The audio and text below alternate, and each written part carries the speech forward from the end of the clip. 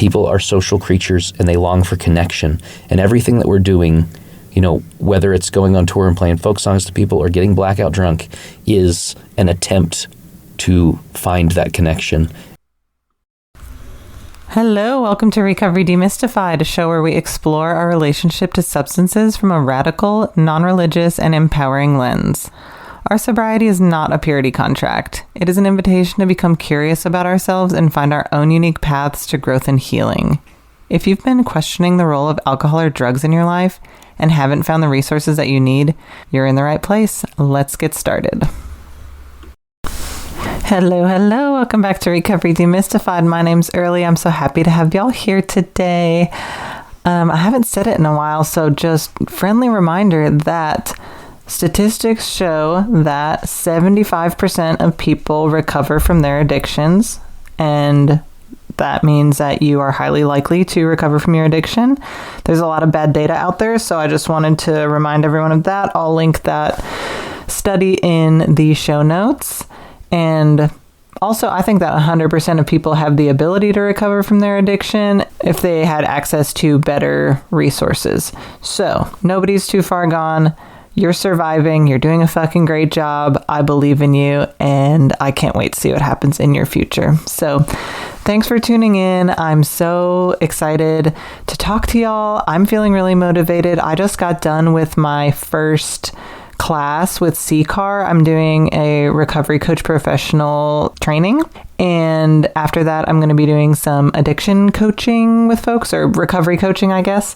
And as soon as I can get a calendar figured out for the website, I'm going to start taking initial clients at a discounted rate. So if you're interested in that, that's exciting and upcoming. Also, I thought that I just fucked up making the Patreon because no one was signing up for it. And I was like, oh, I'm a fucking Luddite. I don't like doing computer stuff very much, and I know that sounds weird as a person who makes a podcast, but anyway, the first person signed up for the Patreon. So hello, Craig. Thank you to my one and only and very first Patreon member, and I guess that means I made the Patreon successfully. So yeah, the lowest tier on there is $3 a month, and it would be super duper helpful if you're getting anything out of this podcast. You can subscribe, you can rate and review, you can sign up for the Patreon. I also have a donor box that I link in the description. And yeah, Recovery Demystified is a 501c3 nonprofit. So yeah, it would just be outstandingly helpful if you get anything out of these episodes, share it with a friend or whatever. I also got a really sweet review on Apple Podcasts. It's from Deggy134. And it says, refreshing perspectives. I'm incredibly grateful to have found this podcast recently. I feel at home here. I'm flying through these episodes. Thanks, Early, the guests, and all those that make this show special, with a little heart. So when I saw that made me feel really good. So if you leave a review on Apple or Spotify, I might just read it on the show. Yeah. And today I have part 2 of the interview with Joey.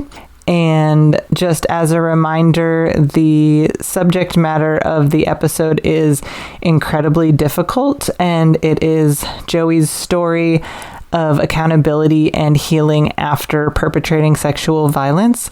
So if that is not a story that you want to listen to, then maybe this episode is not for you. And if you have experienced sexual violence and you need resources, the National Sexual Assault Hotline is 1-800-656-4673, or you can chat online at rainn.org, and I'll go ahead and put those resources in the show notes as well. Although I will say that this second part is more about theory of accountability and healing and the process of working towards growth and reconciliation. So it's less of the trenches and more of the positive aspects of it. But that being said, if that's not the type of thing you want to listen to, totally understandable. Yeah, tune in next week and hopefully it'll be more up your alley. But I'm getting a lot of good feedback from folks that are I'm so glad you're covering this really important topic, because a lot of people, especially in addiction, have caused varying degrees of harm in their lives. And there's not a lot of space that's opened up to have this conversation. And I know it's fucking landmine, and I know most people wouldn't touch this conversation with a 10-foot pole, but I'm here for it. I think that it is just like absolutely essential as people who have caused harm to be able to collaborate with each other and share healing resources, share our experiences, and find ways to hold each other accountable and do better. So this is a space for that. And after I got done with the interview with Joey, I asked him if he would email me a list of books that he found helpful in his accountability work and his recovery. And he sent me a list of 18 books in all different categories: accountability processes, supporting people who have caused harm, abolition, radical compassion. So we've got a pretty significant chunk of a bunch of different kind of books that are going to be down in the show notes if anyone is in their process with trying to heal after causing harm. There's a bunch of great books on this list. I've read several of them, so a lot of great resources for people who have caused harm. And just the second part of a very important conversation. And if you have critical feedback for me about this conversation, I'm super open to hearing everyone's perspective. So go ahead and send me an email, info@recoverydemystified.com. Also, if you have a story to tell with substance use and recovery, I'm always looking for more people to talk to on this podcast. So just hit me up in the email. Any sort of collaborative effort is super welcomed. And yeah, just really grateful to get feedback from people. And yeah, it's a tough conversation. It's a hard conversation to have, but it's really important. So thanks for being here for it. All right. Without further ado, here is that part 2 of my interview with Joey. So how did you survive those like early days of getting sober and like quitting drinking? Like, I'm sure there was probably cravings in the beginning, maybe the shame, I'm sure, just didn't disappear overnight. Yeah. How did you survive the like first month or so?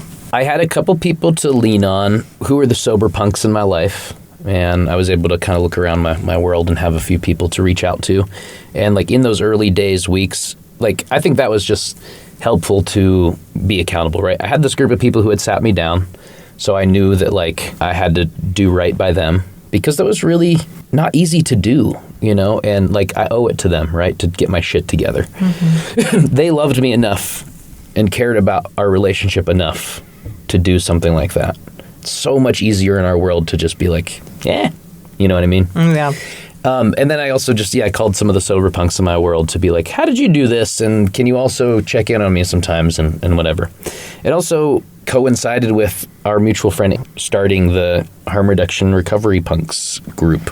And that was an integral resource in those early days, especially, of having a reliable group of people to go to and be vulnerable with and be honest with, who you know were not going to judge you for the very worst shit that you've done, but were like there to hear you out and also share with you their experience in the interest of everybody trying to do better and get better. And that was really huge. You know, as far as like addressing cravings, like it really did, I feel grateful that it didn't take that long for me to kind of not have the desire to drink anymore. And I don't know what it is about that. Maybe it's just like I had been fucking, pushing this back for so many years that it was like, you got some bonus years there, bud. You're like, You're good. You're done. At some point, it's like low-key kind of a relief. Like, I don't have to drink anymore. Yeah. And like, honestly, a huge one.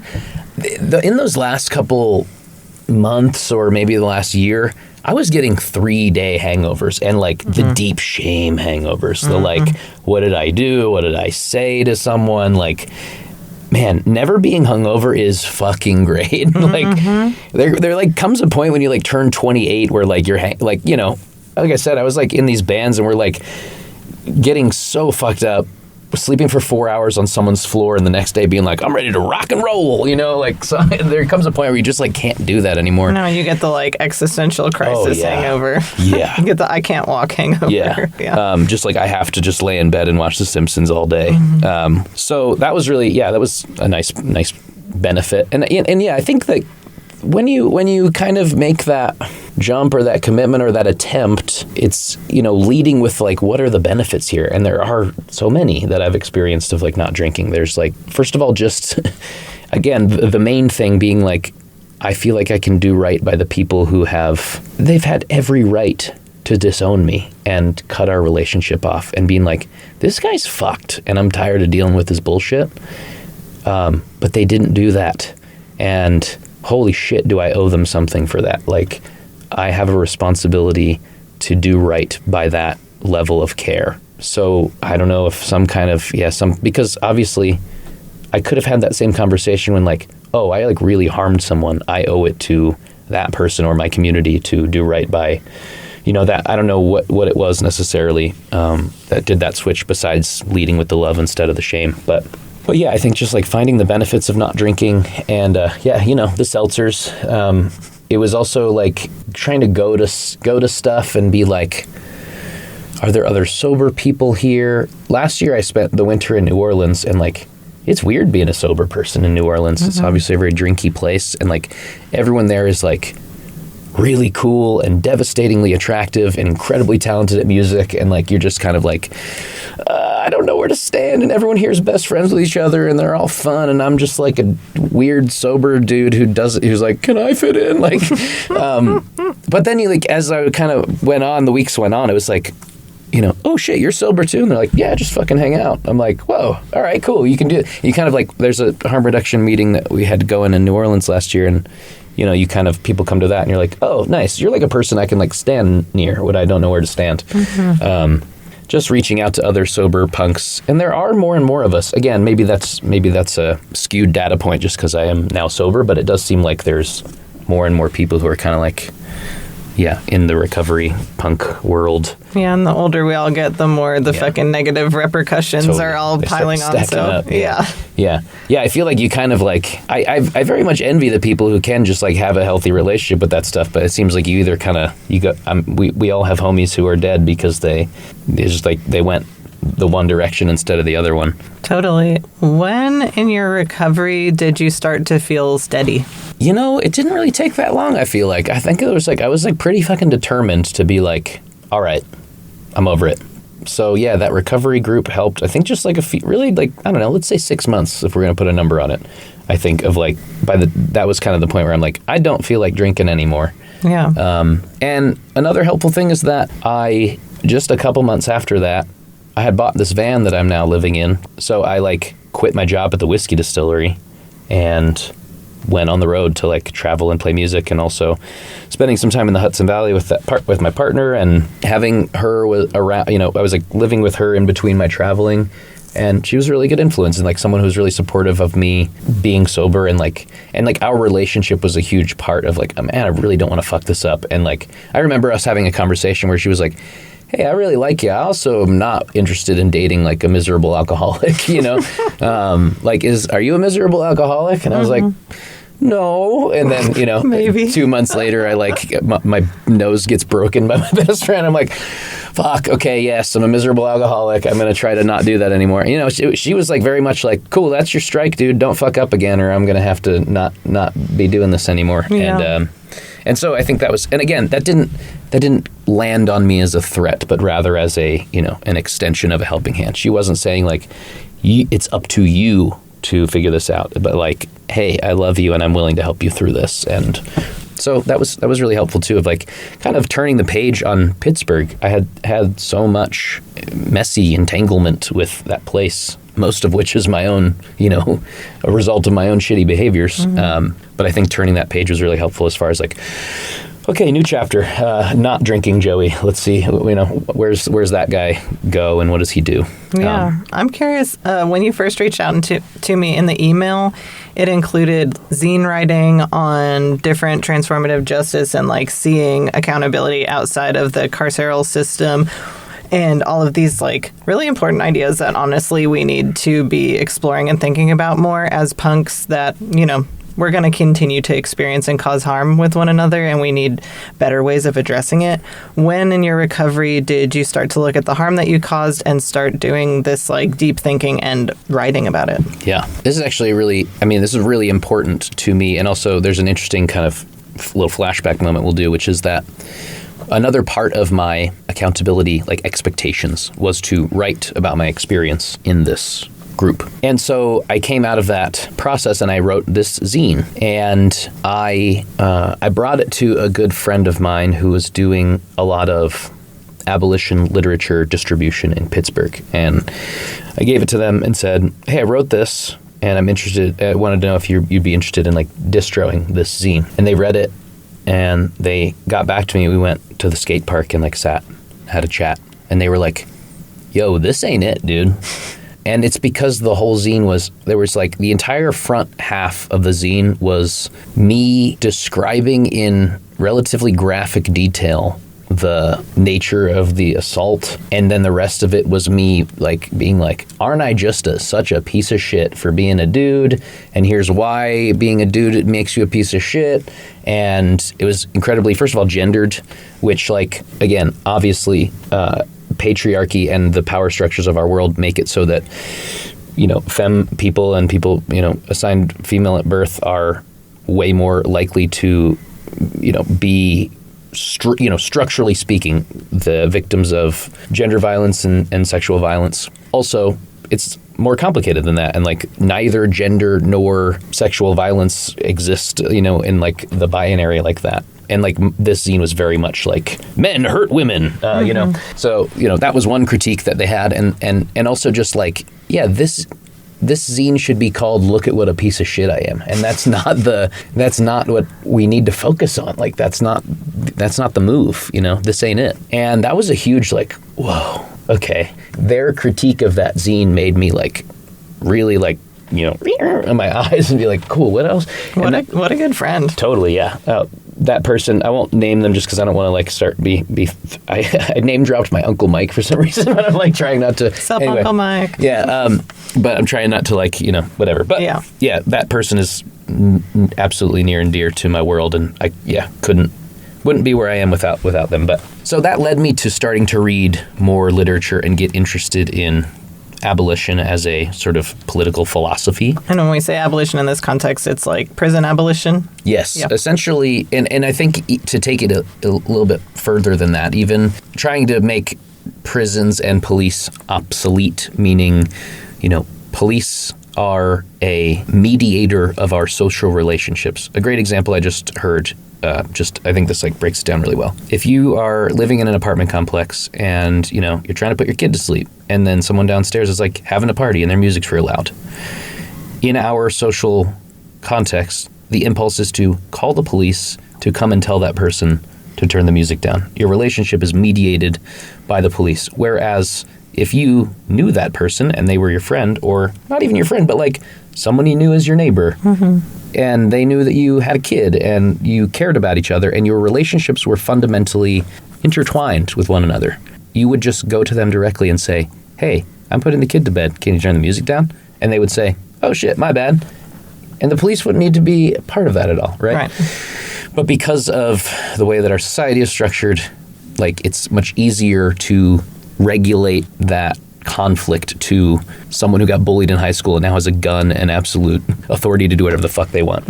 And abolition is saying, hey, maybe that's like not a good way to structure our social relationships. So abolition as in, you know, recognizing that prisons and policing are not effective ways to address fundamentally social structural problems. Criminalization being absolutely conditional on who has power and how that power is structured, all of the rest of that. Yeah, and then furthermore, when people cause harm, that punishment is the answer to all harm. Exactly. Yeah. And to get a little highfalutin, because like whatever, I keep saying that, it's very goofy, but like, you know, I think I'm using that as a precursor because it is easy for me, I think, my tendency in my neuroses or whatever is to think about things big picture. And in these conversations, it's also true that every individual and every relationship is different and contextual and fluid and all those things. So again, I just want to clarify that I'm not trying to say like, it's all because of the man. And also really try to have people recognize how fundamentally structured we are by the water we are swimming in this world. Because I think even as punks who, sort of identify ourselves and are proud of our kind of ability to sort of reject those normalcies, still can really not recognize how they structure our behavior and how we treat people and ourselves and whatever. It's an active process every single day. Absolutely. To be confronting all of that indoctrination. Absolutely. So yeah, like taking abolition to, I'm working on a zine right now that is essentially trying to use the framework of abolition, saying that, hey, policing in prisons are not an effective way to address problematic behavior, antisocial behavior, and mediate our social relationships, and kind of applying that to the concept of punishment in general. And again, relating this to my own experiences, right? What worked for me? It was not being punished and being told, you don't get to play music and you're a piece of shit and you're a bad person. Fuck you. That made me drink more and do even shittier things. What did work is people saying, hey, I have compassion for where you're at. I recognize that there's a lot going on here and I love you and I want you to get better because I love you. And if we live in a world where that is the soup that waters we're swimming in or whatever, then perhaps if we rewind it all the way back to when that assault happened, you wouldn't be in this deep fear and shame and squishing it down and denying it and pretending it's not there. Yeah. In a world where we're swimming in the soup of harm is bad and but we still love and accept each other and we want to grow and change, you could in that moment be like, oh, I've fucked up and I need some healing and I need some learning. Yep. And it would have just avoided all of the extra pain and suffering for everyone involved if there's an open door to healing and learning and acceptance. That harm, although it sucks and I wish it never happened, it's gonna all of us are gonna cause harm. Yep. In our lives to some extent or another. And yeah, if we can foster an entire environment of love and healing instead, it's going to allow for people to not pretend it didn't happen. Precisely. Yeah. And to provide maybe even some more here's a tricky part of this too, because it's also very easy to be all these punks doing cancel-y stuff. We also have to apply some compassion to those people because, and this is kind of what I'm trying to get into in this scene that I'm working on, which is that in a world, in a social context where we are every day exposed to horrors beyond our imagining, and the conditions of living are becoming increasingly untenable, to say nothing of a climate crisis that is going to it is going to affect every human life within our lifetimes in a negative way. All of these things stacking up, it is very easy to feel incredibly powerless. I mean, Jesus Christ, spend a minute reading the fucking news. Mm-hmm. And Donald Trump is president, and I'm very much I'm fucking tired of talking about Trump as a social phenomenon, whatever, he's whatever. I don't even want to fucking get into it, but it's not just Trump, essentially. I think it's very easy to be everything's bad because orange guy bad, and it's obviously, there's more to it than that. But what I am saying is that clearly we all are feeling, I recognize that shit is really bad, and I feel like I can't do anything about it. And when that is the case, when I can't get my hands around Elon Musk's throat, right? I can't meaningfully, because we lack really large, powerful movements on the left, I can't actually apply in my life, or at least I shouldn't say I can't. I think there are things we can do. But I feel powerless to do anything about how fucked up everything is. So I look around my immediate world and try to find someone to blame that is within reach, right? How can, okay, I recognize that I live in a world where sexual violence is incredibly common, and it is a structural, social problem. I can find someone in my world to represent that social problem for me, and then I can use them as a target for all of the trauma that I've experienced and all of the social anxiety. I mean that in the way of the structural anxiety that we're all feeling, these kinds of things. Again, that's not to obfuscate the behaviors of individuals, but it is to say that impulse to punish feels like the only thing available to us. So of course we reach for it because it's the only place that we feel like we can take any like meaningful control over our lives. And to kind of complicate it even further, right? Like, there is a sense of moral panic that we're all experiencing. Like, we all like are witnessing a genocide take place in front of us, and like we should feel an incredible sense of moral outrage, but it just keeps fucking happening. And that sends me into a moral spiral where I'm like, how can I exist as a moral creature while such horror is taking place? I have to do something with that tension. Like, you can't just swallow that. That has to go somewhere. And this kind of circles it back to like, right, like those embodied experiences that show. I can use that tension to fucking go after someone on the internet or fucking drink myself into a blackout. Or I can find other ways to process that tension, importantly, with other people and in a way that is not like hurting myself or other people, but like fucking turning that grief into a song or whatever it might be.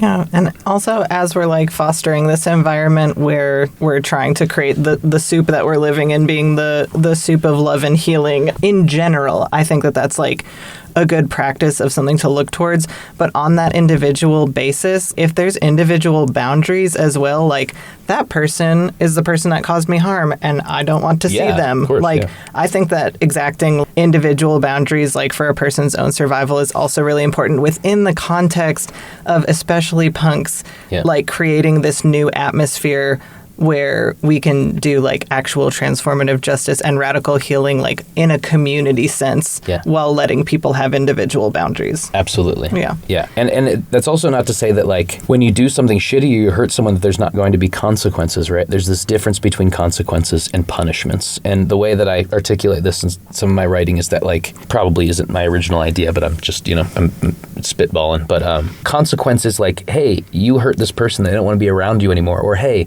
you did this shitty thing, and that means you need to take a step back for a little bit, or step down, or make some really meaningful changes to your behavior. You need to stop drinking, whatever it might be. That's a consequence. A punishment is when that, what do I want to say, that judgment of your character is tied to you forever, right?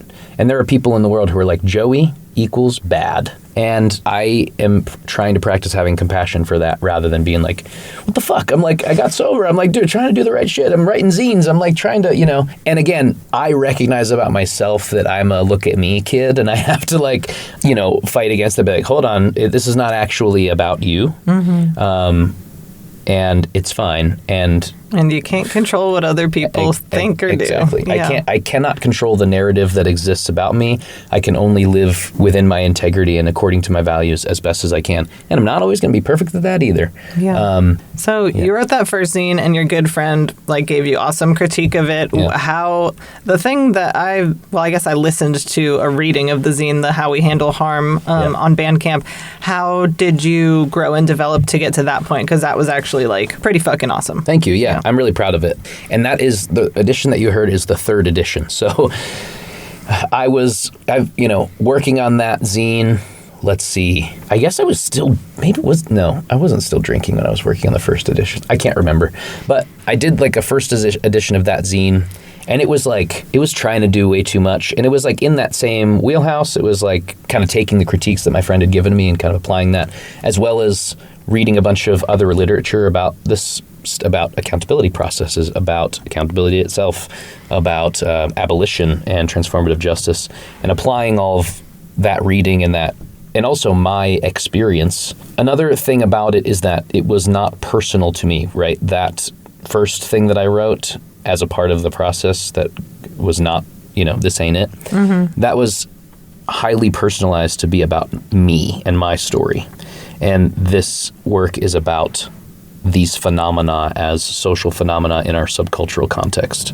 And I think that distinction is important because people can put themselves into these ideas and let them, they can kind of take shape in their own specific ways. But also the first edition of that zine, I was just like, as a creative or a writer, whatever, you always, it's a good thing to look back on something you wrote 4 years ago and be like, this sucks. Mm-hmm. You know what I mean? Because that means you're getting better at it. But yeah, the first edition was just trying to do way too much at once. So I went back and again, constantly continuing to read more about this stuff and taking notes and wanting to apply it to the larger argument. So I kind of took a bunch of stuff out and made a lot of sweeping editorial decisions and sort of rearranged a bunch of stuff and added some new things and tried to remain a little bit more focused. In my writing, I want to say, and I probably am making this clear with how I'm talking and talking so much, but I want to say everything all at once, and I want to connect all the dots and this relates to this thing and this connection goes to that. But when you're trying to get someone to read a zine, first of all, just the fact that you're reading anything is a fucking miracle. You have access to Instagram and our attention spans are all completely fried. So I want to try to work with that and be here's something that's hopefully a little bit digestible. And it has to be really good writing if you're going to get someone to pay attention to what you're reading. Mm-hmm. It has to be, not too in the weeds. So yeah, I ended up writing a second edition, and then, I don't know if you have this experience, or a listener of you have this experience, but whenever I'm I think I've said all I want to say about this subject, I've completed my thought and I've said it in a way that I want to say it, and then I'll read a new book and I'm oh shit, this changes everything.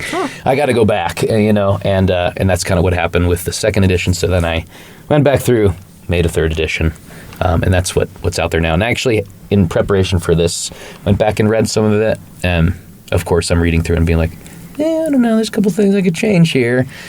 So how would you describe the zine to someone who has never read it? Who is the audience for? What is just a brief, what's a brief overview of the concept? And who's it meant for?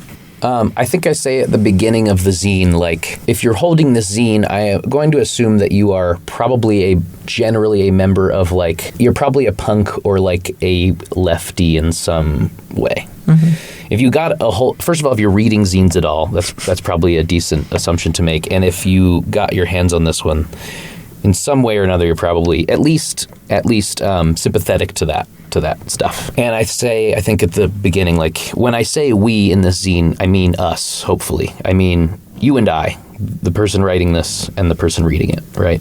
We are at least ostensibly in some kind of project together, or culture, or community, to use that word that takes so much weight all the time. And yeah, it just is kind of talking about a bunch of the stuff that we're talking about. It is not explicitly describing any kind of sexual violence or anything. And I think also the ideas can be applied to things outside of sexual violence, although that is sort of the focus under which it's written. And, talking about sort of everything that we've been talking about, just how our subcultures can be subject to these same sort of cultural forces and punitive ideologies, and what does accountability mean? What isn't accountability, and what is the bigger picture? As far, why does this matter? Again, I think that for people who are in our subcultural context, Jesus Christ, another zine about accountability, another zine about cancel culture, fucking cancel culture. I don't want to talk about this anymore. But why I think it's incredibly important still is that in order for let's put ourselves in the reality of the situation we find ourselves in. There are fascist secret police escaping our neighbors off of the streets. We're about to go on another war for oil in the global south. The climate is making disasters in our communities everywhere more intense and more frequent. The list goes on and on and on. I have no faith at all in the political institutions that claim to have authority or power. But we have to have faith in each other and our capacity for caring for each other. And if we don't have that, we are actually doomed. And this is why it matters to be able to confront conflict and the ways that we hurt each other, because we are going to hurt each other, to approach those things productively and with compassion for everybody involved. This is important, in the interest of knowing that our relationships to each other is all we have. And I know that that's a really cliche thing to say, but it's true. And if we want to talk about larger political projects or political movements that might have the resiliency and the power and the capacity to make meaningful structural change in how our world is shaped, to wrest power from the evil fucking goblins that currently have it, if we were to have any chance to have some kind of, really meaningful social project, or at this point, even just to fucking survive, even to just get our needs met, if we were to have any chance to do that, we have to be able to have faith in ourselves, our own good intentions, in each other's ability to come together and like care for each other and meet each other's needs, and a fundamental understanding that people are not fundamentally greedy or bad or selfish. People are social creatures and they long for connection. And everything that we're doing, whether it's going on tour and playing folk songs to people or getting blackout drunk, is an attempt to find that connection and foster it. And if we can just skip all the weird ways that we attempt to get that and just, try to be vulnerable with each other and honest with each other about that desire, I think we're better off. And punishing each other and shaming each other, in my experience, is not an adequate way to get there. Yeah, absolutely. Thank you for saying all of that stuff. I also agree that community is all we have, and it's fucking capitalist brainwashing to try to keep us all separate, and the only way we're ever going to accomplish anything is together. Conflict is bound to happen. We have to have healthy ways to be able to resolve the conflict. We can't live in a society or a subculture where we're afraid to address the harm that we've caused. Exactly. And this is also why I really loved that book I mentioned earlier, Love in a Fucked Up World by Dean Spade, because that's the entire concept with that as well, where it's like our movements are based, or like they hinge on our ability to be able to have healthy relationships with each other, as healthy as possible. And without being able to have the like skills or resiliency to do that, it's all going to fall apart. Yep. So it's of the utmost importance that we address our harm and we address it in a healthy way, and we're able to have really strong conflict resolution skills. So yeah, I'm stoked. I hope no one's out there like another zine on this. I hope they're like, fuck yeah, another zine on this, a newer take, a different perspective, and another like thing I can add into my conflict resolution repertoire. Totally. So, and I'll say too that like my writing is absolutely indebted to other people who are doing this work, at a, larger scale than I am or whatever. Like Dean Spade is one of those people, and, I'm happy to list other authors or whatever that I'm influenced by, but I'm thinking about my writing as like trying to condense all these ideas in a hopefully, relatively digestible way to kind of like, hey, I did all this reading for you so you don't have to, because I know that that reading is hard. Yeah, and I mean, bless the zine, because you can have a little 10-minute read instead of needing to like buy a whole ass book and like take fucking hours and hours of your life to read it. So yeah, totally. Have you been able to, now that you've done all of this like internal work and understanding of conflict resolution and such, have you been able to do true accountability and healing work with the harm that you had caused? Not in a way that involves the person that I hurt.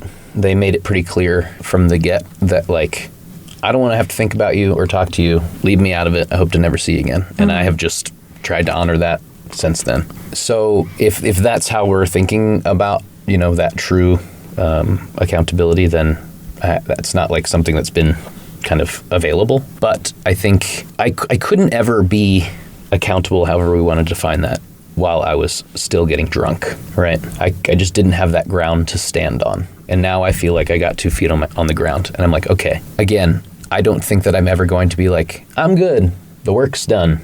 This is something that I have to, being on this podcast hopefully is part of that process that will be ongoing. And so I want to make sure that I'm never all the way satisfied.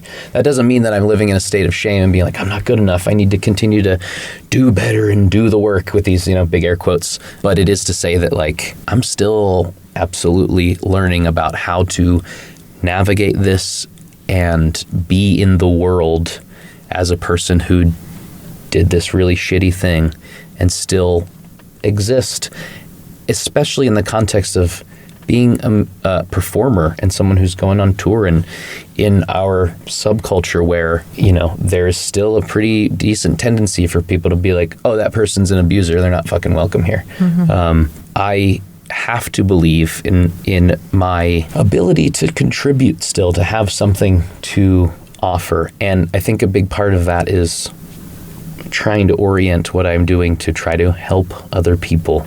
And, you know, when I was playing music to get drunk for free, that was look at me, kid, being like, I'm empty inside. Someone please affirm my existence and tell me that I am, you know.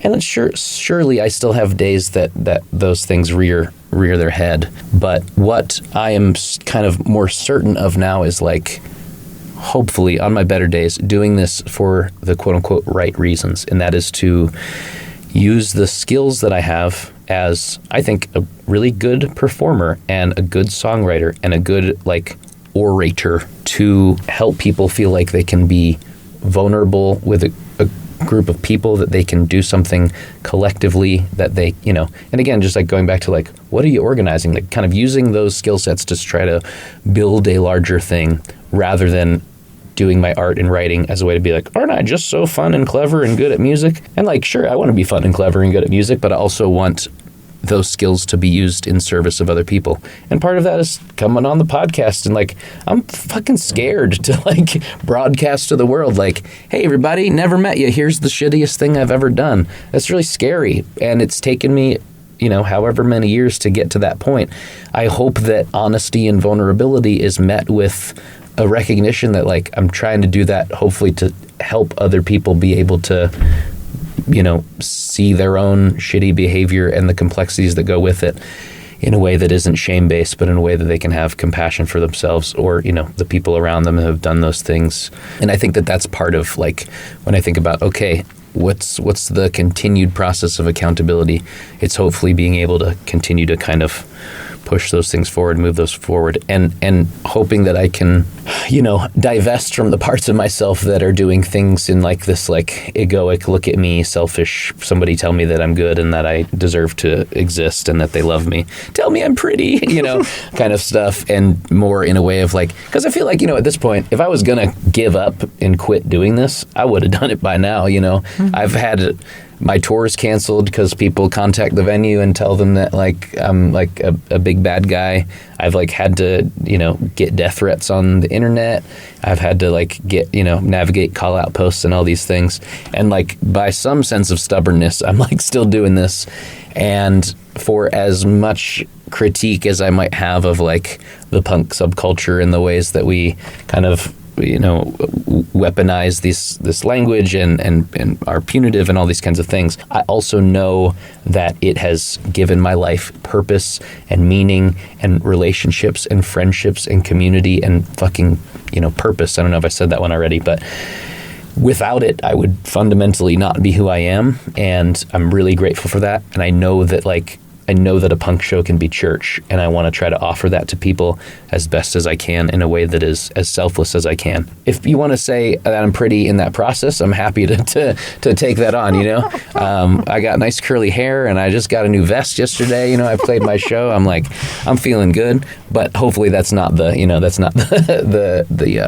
driving force behind doing it. Hopefully it's making people feel like they can be fucking vulnerable and connect with each other and let their guard down and not live their entire life mediated through an algorithm that does not love them or care if they live or die. Yeah. And thanks for saying all that. And I think you're illustrating a really important point with being on a healing journey, which is, like, if there's people who have a person who's caused harm, that person is not just going to disappear. We're not going to put them in solitary confinement. Like, that's not the answer.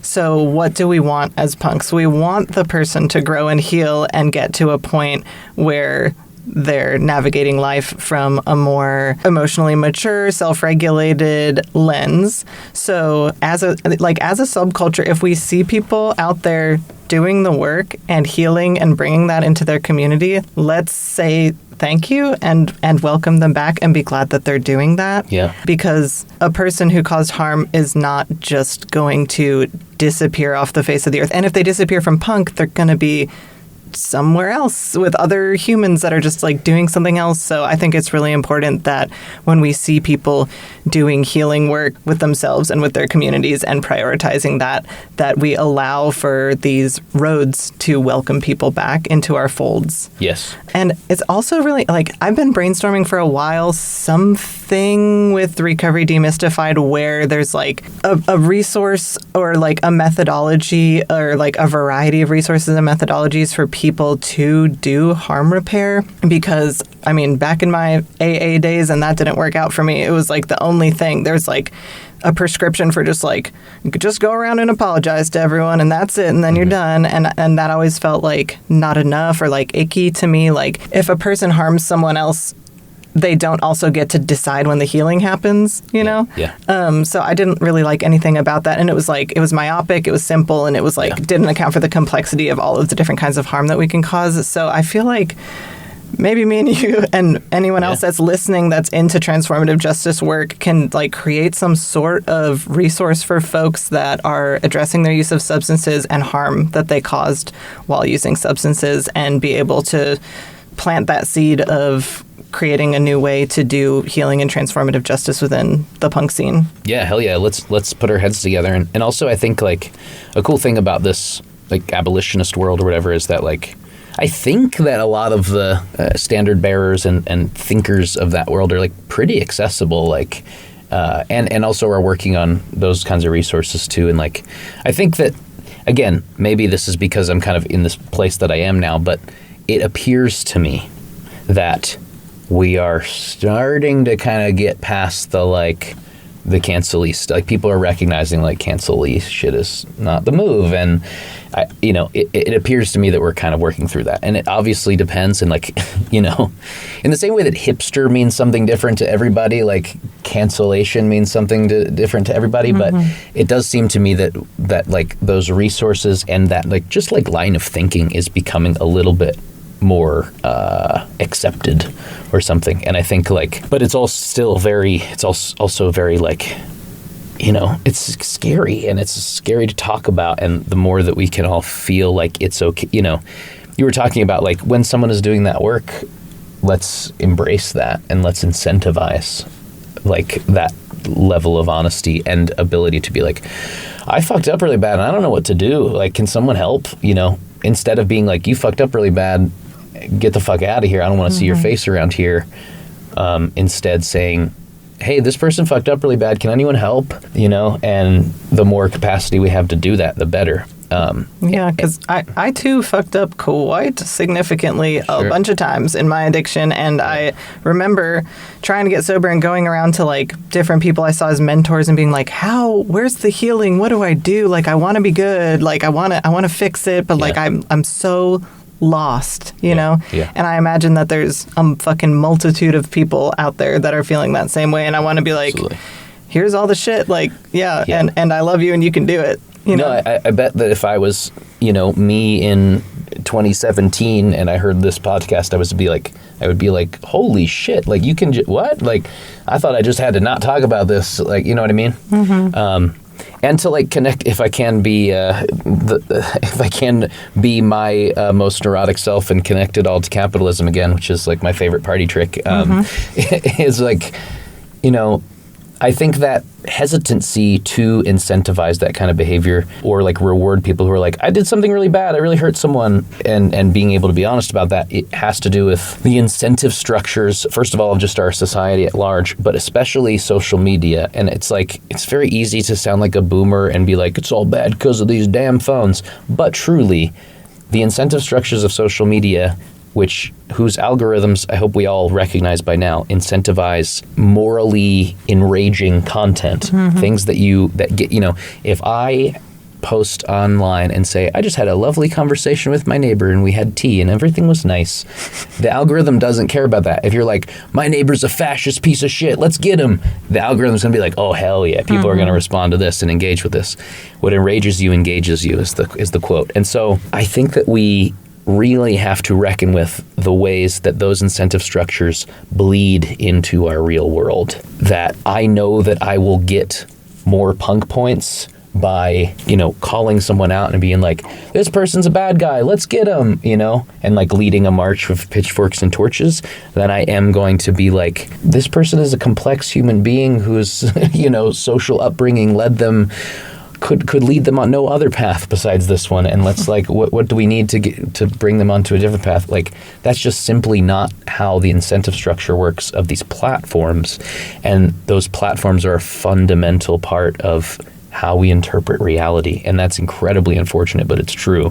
When we're spending so much time on them, like, not you and I necessarily, but like as a world, those things are going to structure all of our mediate our social relationships in the same way that the police do.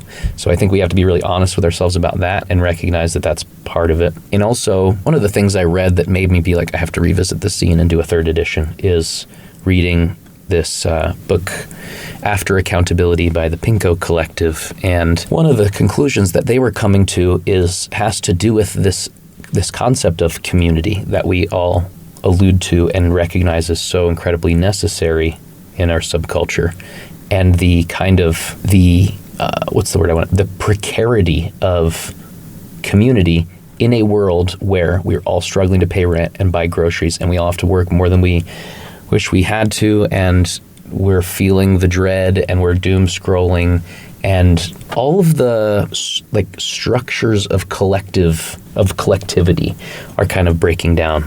A great example I like to use is like in Pittsburgh, in Market Square, there used to be tables where old guys would come and play chess. Mm-hmm. And because they weren't paying money to do that, they fucking got rid of those tables, and now those people don't gather there. Now, this is just like an anecdotal kind of example, but we all can see how these things, even as something as, problematic maybe as like going to church. In a highly secularized society, we are not like coming together to like, the things that can be good about church are like checking in with your community every week with the same group of people and holding hands and singing about God, and like those things have real social positive implications. Obviously, there's a bunch of other bad shit that can come from it, but I'm getting off track. Sorry, I'm doing the thing that I do. But what I'm saying is that like we demand a lot of the concept of community in our subculture that sometimes it is unable to meet or do for us because of the capitalist conditions we're all living under. Does that make sense? Totally. So like, it helps me to feel like, I think it's easy for us to like kind of look around our subculture and be like, guys, we're fucking up. Like, what are we doing here? Why are we doing it bad?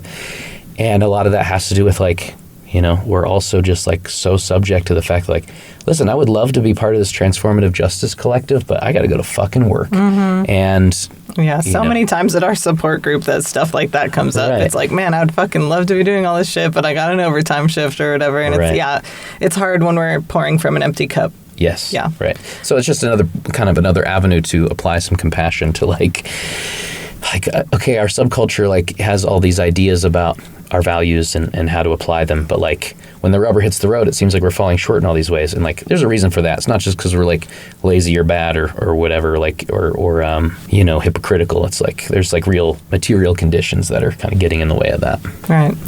Was there anything that we didn't get to that you wanted to mention? Well, I think that it goes to show that we had a nice conversation, that I brought all these notes that I was really like nervous. So like, I'll just read from this and it'll be fine. And I didn't even touch those notes at all because we just had a natural, nice conversation. So I'm not even going to look at that to be like, what did I not say? Because I think we did pretty good. I guess if you'll allow me to kind of plug my zines, I'd love to do that. Plug away and we'll link in the description. Yeah, so I have a zine distro called Punch Up, Kick Down Distro. And it's kind of like just me and the zines that I've written right now. I'm trying to kind of change that and get some other people involved, and kind of, I would like to make it more of a thing than just at my merch table, like here's the zines I have. I would like to kind of expand a little bit, but I also am perpetually trying to do way too much at the same time. So I've got some plans to hopefully have some buds help me do that. But I have like 5 or 6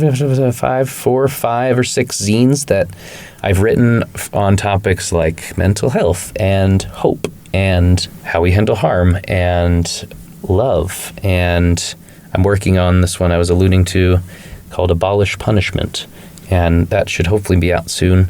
But I'll have a Bandcamp for this zine distro where you can, in the merch section, you can like buy physical copies of the zine, but you also can listen to them as audiobooks. Because I reckon, in this economy, reading is hard for folks a lot of the time because we got to go to work. And I feel like I'm like totally podcast brained and can listen to things, when I'm driving or doing the dishes or whatever. So I want to make that a resource available to people. So whenever I put out a new zine, there will be an audiobook version of it for free on Bandcamp. So check that out. It's punchupkickdowndistro.bandcamp.com. Yeah, and also I do music, and that's a big part of my project too. So it's called Average Joey. It's on the internet. I'm putting out a new album in January that I'm pretty excited about. Ideally, the music and the zines and the live performance are all sort of part of a cohesive project in one way or another. So, those are things to check out. And I'm like trying to divest from the social media platforms as much as I can, but I also recognize, like, as an independent artist, like, it's just fucking part of the game, which sucks. But I'm also like, I have some other, email list and stuff like that you can check out. But yeah, Average Joey is the music. Punch Up Kickdown is the zine distro. Check those things out if you want. And also just want to say thanks so much for having me. And I think the work that you're doing is really important, and I would love to get, more involved than just being a guest. And I'm really stoked when there's people doing this stuff and willing to have these conversations. And I think like you as the listener support those projects as much as you have the capacity to, because again, you should divest all faith you have in any any structures of authority that we have been conditioned to like put our faith in, and start investing in the ways that your community and these underground grassroots ways of getting our needs met. Yeah. Start plugging into those as much as you can. I promise it'll make you feel better. If you're feeling existential dread, if you're feeling like, fuck, I can't do anything about how fucked up the world is, plugging in with other people in service of other people will make you feel better. I can almost guarantee it. So that's right. Yeah. There's no shortage of places to volunteer at, that's for sure. Absolutely. So I usually end with the same couple of questions. One is, what do you think people don't understand about addiction? I think I'll just keep buzzing this one button, which is that like we are all become the kinds of people that we are largely because of forces out of our control. Everything from the culture you are raised under to like, did your mom hold you good when you were a baby, to what kind of trauma were you exposed to what kind of food were you eating? Were you in an area of a lot of pollution?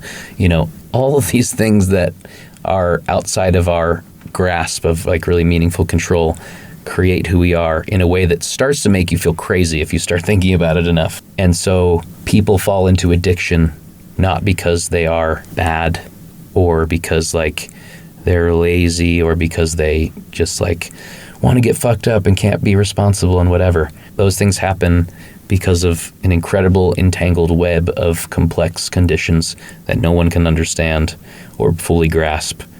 So just like keep that in mind. And if you're going through it yourself, keep that in mind. And that's not a reason to be like, fuck it, I'm just doing this because my mom didn't home me good. That doesn't mean you're allowed to just keep fucking off, but it is a way to kind of understand why it is that we all are where we are. Yeah. It's not your fault, but it's your responsibility type shit. Yeah.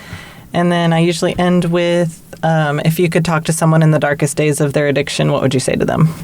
What would I say to them?